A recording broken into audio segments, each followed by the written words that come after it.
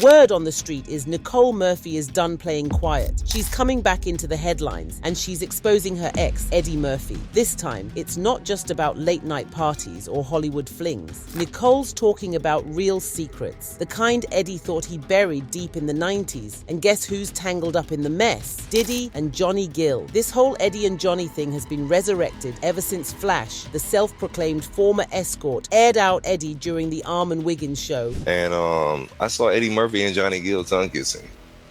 Oh. And this is like out in public, so... Flash dropped a scandal bomb as he apparently caught Eddie Murphy and Johnny Gill tongue-kissing at one of Diddy's infamous freak-off parties. Now, did Nicole Murphy get her inspo to air out Eddie from Flash? Because the way Flash tells it, Eddie wasn't just Hollywood royalty, he was mixing it up in ways that'll make you look at those red carpet moments a little different. Flash said he was deep in the scene, rubbing shoulders at these wild celebrity parties thrown by Diddy, where the lights were low, the stories were hush-hush, and what happened at the party never really stayed at the party. Of course, Johnny Gill came out swinging, calling the whole thing a lie and threatening to lawyer up. But Flash is standing 10 toes down on his story. But what does Nicole have to say about this? Well, let's get into it. If you've been around long enough, you know Nicole and Eddie were Hollywood royalty for a minute. They met back in '88, fell crazy in love, and had 5 kids together. By 1993, they were married. To the outside world, it looked like a fairy tale. Red carpets, luxury vacations, the whole glammed out life. But now, Nicole's pulling the curtain back and she's saying it was never what it seemed. Apparently, Eddie had a whole other life going on, a life filled with secret parties, high-profile rendezvous, and wild entanglements with male celebs and trans escorts. Nicole's not just throwing shots, she's bringing receipts, and the timing is messy. Folks are resurfacing clips and whispers that Eddie was tied to some very interesting circles, including being way too comfortable around Diddy and Johnny Gill at private Hollywood functions. Let's back up real quick though. Around 2005, when Eddie and Nicole called it quits, the official story was irreconcilable differences. But the more Nicole talks, the more it sounds like the difference was Eddie living a double life. She says he was out nearly every night, not just at the clubs, but meeting up with folks who had nothing to do with his public image. We're talking about escort scenes, underground Hollywood parties, and some next level kink nobody expected. And here's where it gets wild. Nicole's implying that Eddie wasn't rolling solo during those nights out. Allegedly, Diddy was right there with him at some of these so-called after